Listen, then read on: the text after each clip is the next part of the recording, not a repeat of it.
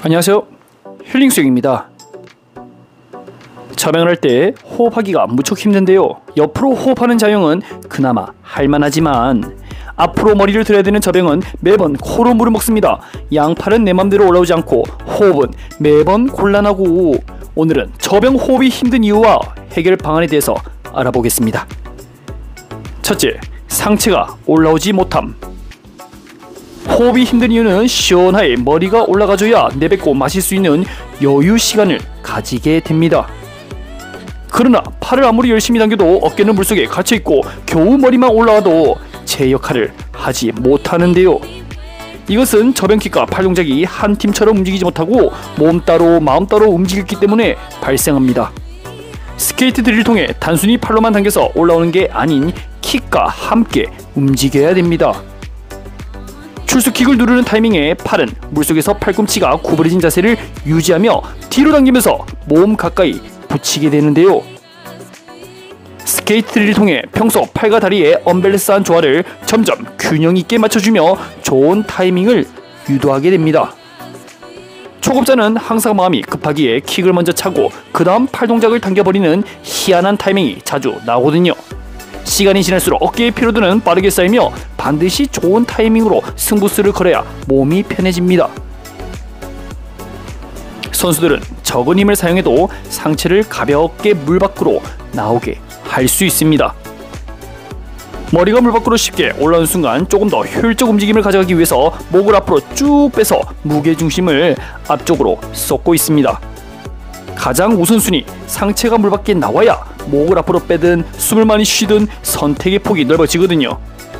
둘째, 어설픈 저병킥. 팔과 다리의 좋은 타이밍을 시도했습니다. 그러나 너무 과하게 구부린 출수킥으로는 물을 제대로 누르기 힘든데요. 선수의 출수킥 무릎 각도를 자세히 보면 누가 봐도 직각인 90도보다는 크며 아래로 누르는 힘이 좋습니다. 불필요하게 너무 구부리게 되면요, 오히려 아래로 누르는 힘은 약해지며 허리가 꺾이게 되며 저항은 커지는데요. 그래서 몸은 직선에 가까운 형태를 유지하며 출수킥의 무릎 각도가 적절하게 나와야 됩니다. 저병을 배운 지 일주일째 겨우 목만 나와서 생명 유지하고 있습니다. 오, 나름 호흡도 원활히 하고 있는 것 같고 양팔도 물 밖에서 날개짓을 퍼득이고 있는데, 우아한 백조도 물 위에서 봐야 아름답죠. 물속에서 보면 다리가 살려고 온갖 발버둥을 치는 게 백조의 진짜 이생입니다. 아, 무릎이 이렇게 많이 구부러지면 오래 못 갑니다. 무릎의 각도가 너무 많이 구부러져 내릴 때 채찍질 효과를 보기가 어렵거든요. 저병을 할 때 머리가 물 밖에 나와도 호흡이 턱턱 막혀오는 이유가 출수킥과 입수킥 할 때 너무 많은 힘을 사용한다는 점입니다.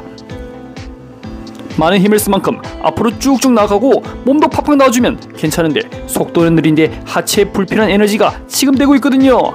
누구든 호흡 곤란이 찾아오기 마련입니다. 저병을 할 때마다 머리는 물 밖에 잘 나오는데 숨을 못 쉬겠어요 라는 말이 나올 수밖에 없는 구조이죠. 저병을 편안하게 하는 분들은 절대 무릎을 많이 구부리지 않습니다. 여기서 많이 라는 말은 무릎 구부릴 때 발 뒤꿈치가 엉덩이 가까이 다가오는 정도거든요. 평형킥은 무릎을 구부릴 때 발 뒤꿈치가 엉덩이 가까이 와도 괜찮지만 저병킥은 신체 형태가 정이 커지고 위력적인 킥이 나올 수가 없습니다. 셋째, 머리를 너무 빨리 올린다. 초급 저병에서 호흡 곤란을 호소하는 것도 이유가 있습니다. 머리가 물속에 있을 때는 편안하게 잠겨서 웨이브만 시도하면 되는데 자꾸 뭐가 그리 급한지 머리를 빠르게 들려고 하지요. 물론 숨이 막혀서 빨리 호흡하고 싶은 마음에 물속에서 미리 머리를 든다는 사실 이해합니다. 그러나 그런 행동이 반복될수록 호흡은 더욱 거칠어지는데요. 아이고, 뭐가 그리 급하십니까? 팔을 귀에 딱 붙이고 글라이딩을 천천히 해야 되는데 머리를 지금 너무 빨리 들어요. 그러다 보니 꾸준히 연습해온 물타기를 써먹어야 되는데 그러지 못하고 머리를 빠르게만 들어올리고 있지요. 이것은 한팔 저병을 천천히 하는 훈련을 반복하며 고쳐야 됩니다. 어떻게 하면 물속에서 글라이딩을 길게 하여 시간을 끌 수 있을까요? 한팔 저병을 통해 훨씬 차분하게 웨이브를 해야 됩니다. 단순히 나 한팔 저병 할 수 있어가 아니라 누구보다 깊고 천천히 갈 수 있어야 되며, 마음만 먹으면 웨이브를 얕게 하여 신속한 이동도 되어야 됩니다. 한팔 저병이 내 맘대로 통제가 되어야 머리의 움직임도 제어할 수 있습니다. 한팔저병은 측면 호흡이 편하니 처음 연습은 무조건 옆쪽으로 숨쉬게 합니다. 시간이 지나면 앞으로도 호흡을 도전해봅니다. 넷째, 한팔저병 앞쪽 호흡 연습. 한팔이 회전할 때 머리를 앞쪽으로 호흡하면 누구든 힘듭니다. 좌우 불균형한 상에서 앞쪽 호흡은 옆으로 넘어질 것 같은 기분인데요.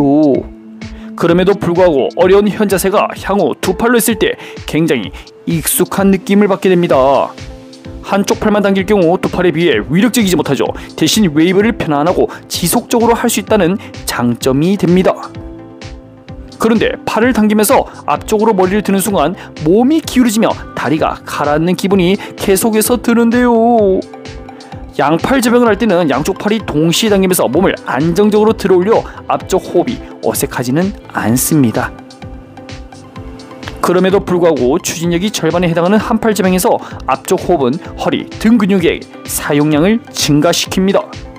팔을 물속에서 당길 때도 두 팔보다 더 빠른 타이밍에 당기기 때문에 평소보다 여유있게 연습을 해야 되죠.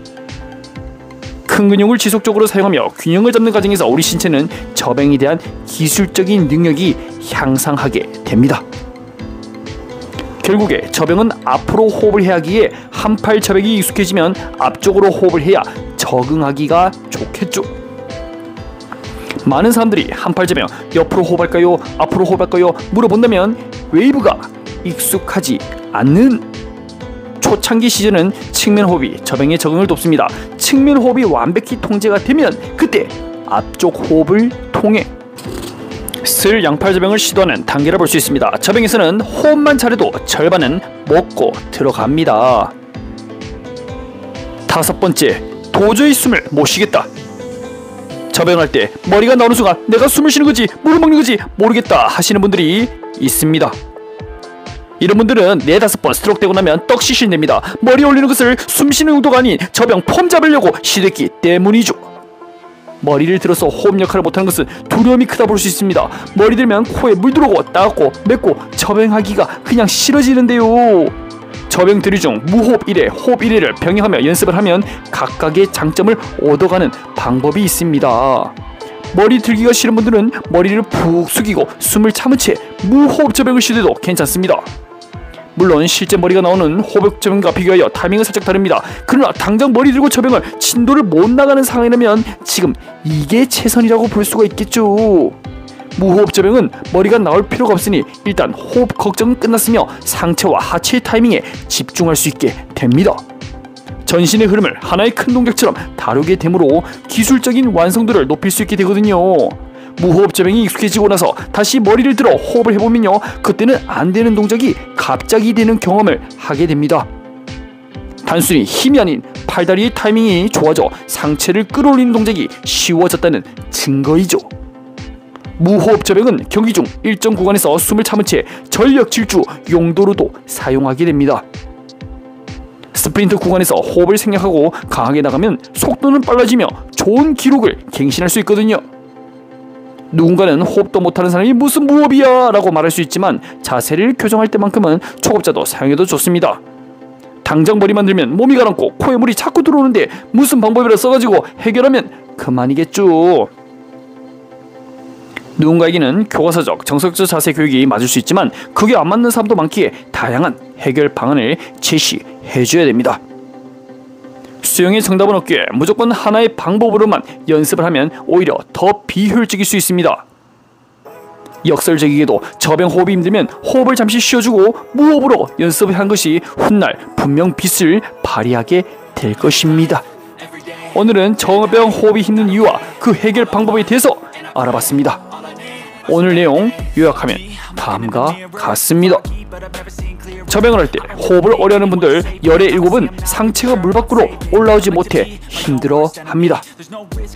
원인은 팔과 다리의 타이밍 부족, 출수킥이 위력적이지 못한다는 점, 근력 부족 등 다양했는데요.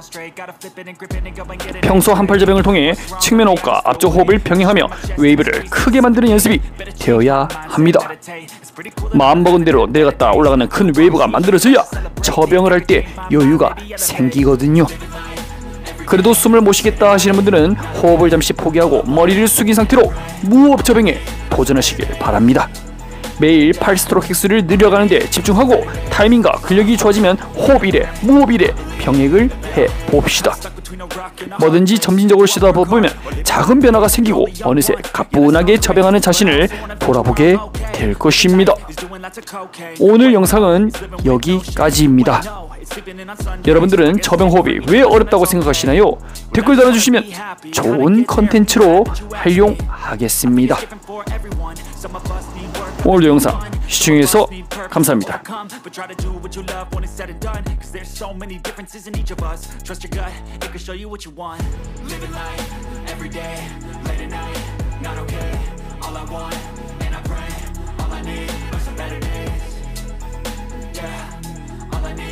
Better days, 'cause all I want, and I pray, I believe in the better days. Living life, every day, late at night, not okay. All I want, and I pray, all I need are some better days. Yeah, all I need